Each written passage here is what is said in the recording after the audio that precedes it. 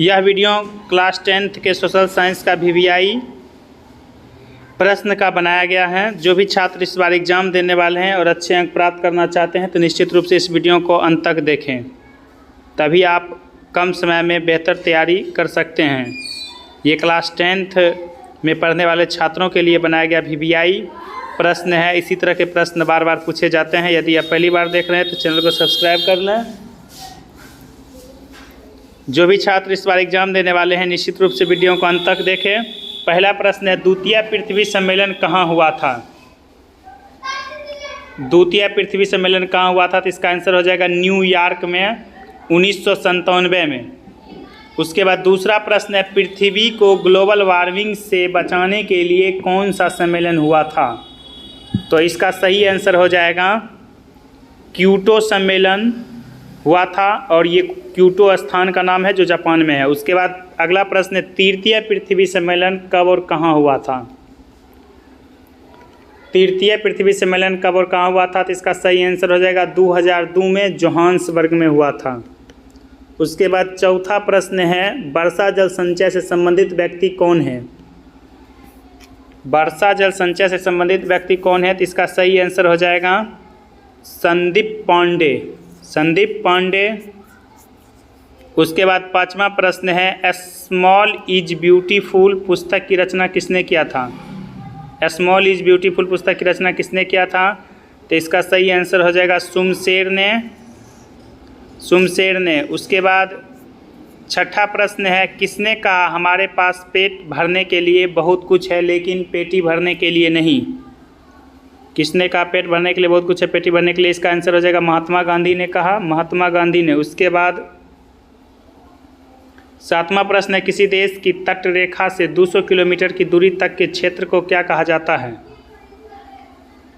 तो इस प्रश्न का सही आंसर हो जाएगा अपवर्जक आर्थिक क्षेत्र, अपवर्जक आर्थिक क्षेत्र।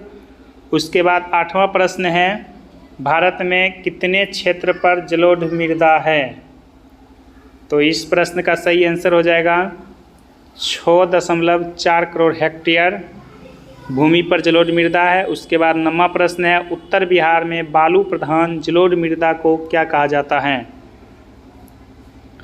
तो इस प्रश्न का सही आंसर हो जाएगा दियारा क्षेत्र, यानी दियारा भूमि इसको कहा जाता है। उसके बाद 10वां प्रश्न है, भारत में काली मृदा कितने क्षेत्र पर फैली है? भारत में काली मृदा कितने क्षेत्र पर फैली है? तो इस प्रश्न का सही आंसर हो जाएगा 6.4 करोड़ हेक्टेयर भूमि पर। 11वां प्रश्न है, काली मृदा में किस तत्व की कमी होती है? काली मृदा में किस तत्व की कमी होती है? तो इस प्रश्न का सही आंसर हो जाएगा फास्फोरस। फास्फोरस। उसके बाद अगला प्रश्न है, लेटेराइट मृदा का निर्माण किस प्रक्रिया द्वारा होता है? लेटेराइट मृदा का निर्माण किस प्रक्रिया द्वारा होता है? तो इस प्रश्न का सही आंसर हो जाएगा निक्षालन प्रक्रिया द्वारा।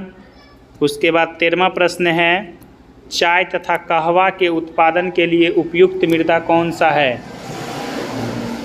इस प्रश्न का सही आंसर हो जाएगा लेटेराइट मृदा, लेटेराइट मृदा।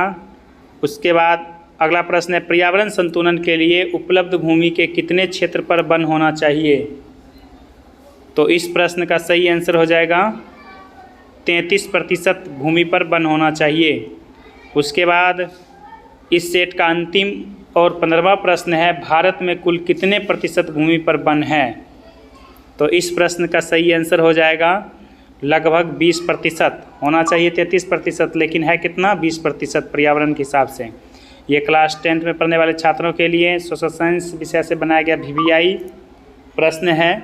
ये काफ़ी मेहनत से बनाए हैं। यदि आप अच्छे अंक लाना चाहते हैं और इस तरह के जो भी वीडियो हैं उस सभी वीडियो को अंत तक देखें। इसके लिए आप जो है प्लेलिस्ट में उसका फाइल बना हुआ है, वहाँ से आप देख सकते हैं सभी वीडियो को।